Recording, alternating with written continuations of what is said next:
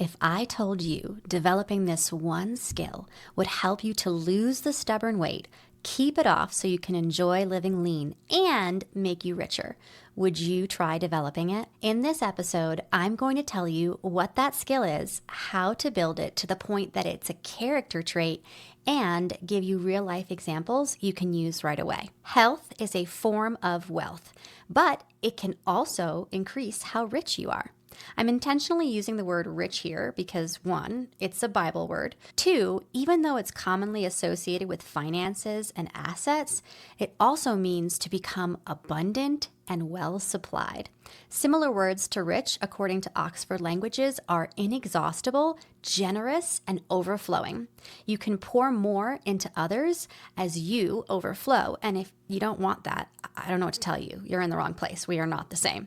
I would argue that anyone that has triumphed in a challenging physical endeavor, be it a competition or a sport, would agree that mastering your physical body is like unlocking a combination lock to greater success in all other areas of your life, whether you want to be better professionally or personally. Starting with taking charge of you will inevitably ripple out. And that is because the required skill that gets developed through a physical challenge is learning how to delay gratification. Another way of putting it is that you're overcoming your immediate desire for pleasure with the expectation of long-term satisfaction and greater rewards. Delaying gratification is actually not only a skill, but it can turn into a character trait and a form of emotional intelligence. Simply put, if you aren't good at delaying gratification, you struggle with your impulses. As you can imagine, the ability to control your impulses benefits all of your relationships. Speaking just in the realm of health and fitness though, let's be real. How many times have you started a new diet or workout plan and after a week and a half, maybe longer, when you don't see drastic changes, you start to lose motivation and steam? Or you see someone on social media that seems to be dropping weight really fast and you think, what am I doing wrong? In my mid-20s, I used to be so caught up in the idea that if I wasn't seeing instantaneous results, I must be doing something wrong or there's something wrong with me. So I'd either throw in the towel until motivation struck me again, or I'd ramp up my intensity with an unsustainable degree of food restriction and exercise to will my body to change faster, which of course would not stick. Understanding and truly embracing delaying gratification like it was a muscle that I wanted to develop is what really helped me make my results permanent. If you're tired of feeling like you are always starting over, what I'm about to teach you will free you up from that. Delaying gratification especially matters for women in their 30s and 40s and beyond, really, because reality check, we're different than we were in our 20s, and there are more shifts coming. In our 20s, we could do some short-term extreme diets to drop a few pounds, and that probably worked, but the approach eventually stops working the same way over time. I see this happen all the time with my clients. They come in frustrated saying, I used to be able to lose weight so easily, now I feel like nothing is working for me. But the truth is, as hormones are shifting, stress is increasing, lifestyle and recovery rate are changing, muscle mass is starting to diminish, and as a result, metabolism is shifting as well. It's time to play the long game. The harder you try to force very fast results, the higher the likelihood that you won't be able to enjoy that progress long term. For example, Valerie came to me desperate to lose weight fast. It had to be by a specific date for an event. She had tried keto on and off, she had tried intermittent fasting, she had tried 1,200 calorie diets, all the things. And she said she had been able at one point to lose weight quickly, but she also admitted that she always regained it very quickly as well. Life would happen. She'd get tired. She'd just get fed up with how she was eating or not eating. There was no plan in mind. Before she knew it, she gained everything back. And every time she restarted this, her body was less responsive. I used to do the exact same thing. The thrill of fast results is quite addictive, but at some point you have to ask yourself, do I care more about a fast thrill or do I want permanent change? You may have heard of the marshmallow experiment. This is a famous psychology study where researchers put children in a room with a marshmallow. The rules were very simple. They could eat the marshmallow right now, or if they waited 15 minutes, they'd get 2 marshmallows instead. The study followed these kids into adulthood, and the ones who were able to delay gratification ended up being more successful, healthier, and better at achieving their goals. Now, think about your fitness. Maybe think about your finances as well. Are you the kid who eats the marshmallow right away? The one who jumps on a diet without a plan? The person who impulse shops when the mood is right, even though you had investing goals? Or are you willing to wait, build strong habits, and reap the greater rewards? Weight loss and fitness is a lot like investing. Small, consistent deposits over time compound to substantial returns. To give you a recent example of this, I just got back from a family vacation at the beach. I worked out on the vacation because this is just what I do. Very similar to how I eat at home, plus dessert every day, multiple ice cream shops, sushi, and french fries. We literally just got home. Do I look or feel any worse? No. I would argue I probably look a little better. I trust my metabolism. I trust myself. I've spent years building muscle. I was able to enjoy some instant gratification on my vacation because the vast majority of the time, I have a ton of impulse control. My body is much more resilient to higher amounts of calories, carbs, sugar, stress even, because I'm just making deposits consistently all of the time into my health bank account. There is a perfect blend of the two though, delayed and instant gratification, because you do need a bit of both to reinforce the delays. The ratio is supposed to be lopsided, majority of the time delaying what you want. So what does that look like? A little bit of indulgence, like a chocolate instead of a whole bar. Dinner out every other week instead of ordering in 4 days a week. It looks like a seltzer most nights instead of the mojito the majority of the time. But once every couple of months, getting the mocktail version, which totally tastes just as good, by the way. I had it like 3 nights ago. It was awesome. Then those times when you do indulge and it's a real like sensory, pleasurable, special experience, it's so much better because you waited and you put in the work to become the person who really can enjoy those bigger rewards. Some of the problems associated with instant gratification the majority of the time, or even equal amount of the time, is decreasing your attention span, lowering your patience, diminishing your self-control, which also erodes your self-confidence, a lack of self-discipline, less motivation, and increasing your stress and anxiety. It also causes a lot of difficulty with emotional regulation. And it has to be said, it is getting harder to do this, and that's because we live in an Instagram, Google, Amazon Prime, Grubhub world. Most things can come pretty quick and give us a hit of what we all want: dopamine. Dopamine is released in the brain when we experience pleasure. It can come from positive occurrences like completing tasks, such as prepping your food or finishing off a hard workout. Or it can come from behaviors that are not as beneficial, like overindulgence in food, drugs, or excessive scrolling. And consequently, dopamine reinforces the behaviors and motivates us to continue to seek out the same ones. Social media consumption in today's world allows us to consume a lot of information very quickly, sometimes stealing hours of our lives we'll never get back. I don't know about you, I'm pretty sure I'm not the only one that's opened my phone to look up one thing, gotten lost in the matrix for 20 minutes until I've snapped out of it.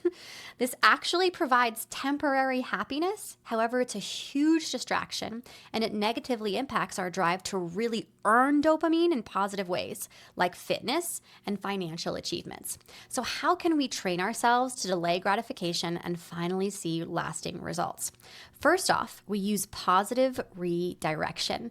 If you have currently or have ever had toddlers, you know how powerful redirection is. Simply suggesting something else to shift the focus has a huge impact on a child's emotional state. Yeah, same for me though. And what this looks like is choosing right now to be content enough and loving the future you so much that you're willing to give them a gift. I used to always say, I'll be happy when I lose 20 pounds. Sound familiar? I'll be happy when XYZ. Dangerous statement right there. This mindset always had me itching for the next dopamine hit. Highest of highs in motivation to the lowest of lows in feeling like a failure. So when I choose right now to be content, I'm celebrating my process, not my result. And when I'm gifting the future me, everybody wins. I can't tell you how many times I have thanked past Victoria for what she did to set me up. I don't want to live with regret, but I also don't want to live anywhere but this moment.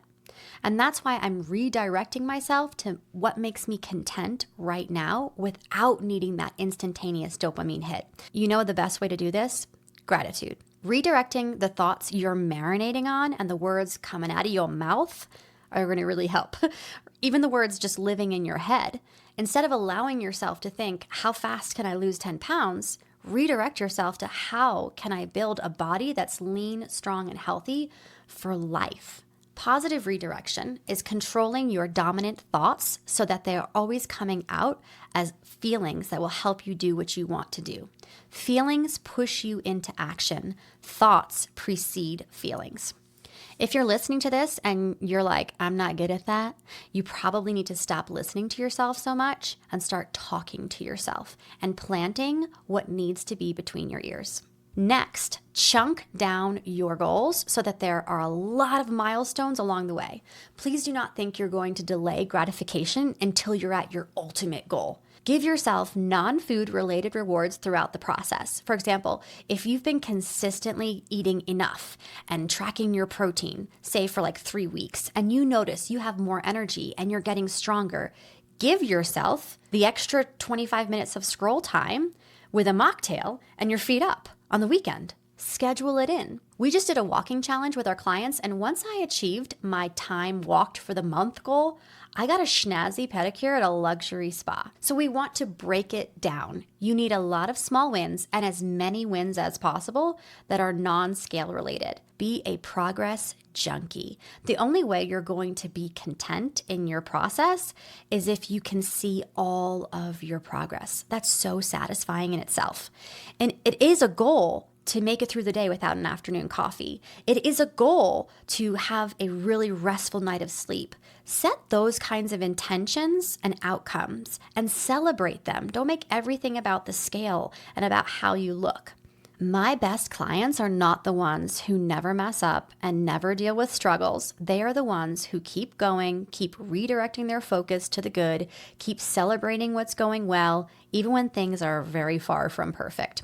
The goal is to stay in motion. Even if you're moving forward at half the speed, you're still going somewhere. But if you stop and start all over all the time, you're not getting all the dopamine hits that you could be that would encourage you to keep delaying gratification. You need a lot of little progress markers. And you need goal reminders. People set intentions and goals and then forget about them. I have done this where I'm like, wait, what did I say I wanted to do? Write it down, look at it often, every day ideally. You'll be more inspired and stronger in a moment when you have to make a decision between what you want now and what you want most. This has to come with tons of emotional reinforcement. You need to be your best cheerleader, not your worst enemy. You need to be kind to yourself most of the time. No one's perfect at this. To build this muscle. This is how I give myself emotional reinforcement. Of course, I'm going to eat that frog first because I'm a winner and I do the things that others won't. So I deserve the things that others don't get. That might sound not so nice, but it's the truth. When you condition yourself to do things that are against the grain, that are a little bit harder, you'll feel better about receiving rewards. And a lot of people don't feel good about their own success because they simply don't think they deserve it. So if you've never eaten the proverbial frog, it just means to do the harder things first. Run towards the annoyance or whatever would feel best procrastinating on. And then feel good about it. Feel good about you taking that action and delaying that instant gratification by distracting yourself with something else. Next practice is getting well versed in the both sides exercise. Practicing the law of polarity. There are two sides to everything. So often when we're struggling with immediate gratification or delaying, we haven't taken that extra second. Truly, it's just a minute to think through the opposite side of the case and entertain how you're going to feel if you just redirected yourself or even distracted yourself through a temptation. And lastly, your environment and your peer group can be your edge or your kryptonite. There's a saying that it's easier to keep the dragon out than have to slay it every day. So if you can organize your environment to make doing what you need to do and avoiding what you need to avoid possible, then it's worth it. really communicating your goals and your deeper why to your partner and your peers will help them in supporting you. And of course, getting them on board and actually having them do things with you does make it much easier. I do think over time, exposure therapy is a really good thing, especially in the case of certain foods. As you build this muscle, you will trust yourself around all sorts of foods and you'll be totally unfazed. Delaying gratification doesn't mean no gratification. There is a distinction. Not now doesn't mean never. In the case of getting distracted with TV or social media, which could keep you from doing the things that you know you should do, or simply could keep you from getting to bed earlier, sure, you could hide the remote or use an app like Opal, which keeps you out of certain apps. But over time, you'll build habits which will become your identity. Then delaying gratification is just a part of who you are, and it won't be a willpower struggle. And again, that could be a reward. So say you do the hard things first. Say you prep your food. Give yourself 10 minutes of scrolling. I encourage you to think of one thing daily that forces you to put off what you want to do instantly for what will reward you more in the long run. For example, I totally wanted to just relax and veg out this afternoon, but I knew delaying that and recording this would give me a dopamine hit in the long run. It would keep me content in my process, and it would serve the future me and you. A few common mistakes to go over about this. Setting really unrealistic goals or goals that are way too big are going to make it harder to delay gratification. So again, chunk them down so you can celebrate the progress. Also, having no clear-cut rewards. You do need rewards. That's why I say, I'm going to do this. I'm going to do that. It's actually really fulfilling, and there's a feed-forward reward cycle for you to continue to develop this muscle the more that you do reward yourself in ways that are healthy. Inconsistent action creates a really shaky belief system. So remember, it's more about keeping momentum and keeping going, even if slowly, than it is about stopping your process. And lastly, no accountability, no positive peer interaction. That is making it really difficult for you to make big changes in your life. The women who succeed in fitness in midlife and beyond are the ones who can stay flexibly consistent, enjoy the process, and embrace the long game. They are the ones who can wait for results because they're worth it. Every single day, you make a choice. Do you want temporary satisfaction, or do you want a body, mind, and metabolism that works for you for the rest of your life? You can overcome your impulses. This is your sign to stop chasing fleeting moments and start building the woman who lives in the body that will serve you for years to come. Thank you so much for joining me today. I hope you're leaving today feeling inspired, encouraged, and ready to take one step closer to the strongest, healthiest version of yourself. If you love this episode, be sure to subscribe, share it with a friend, or leave a review. That would make my day. Until next time, keep on moving forward, keep believing, and keep overcoming.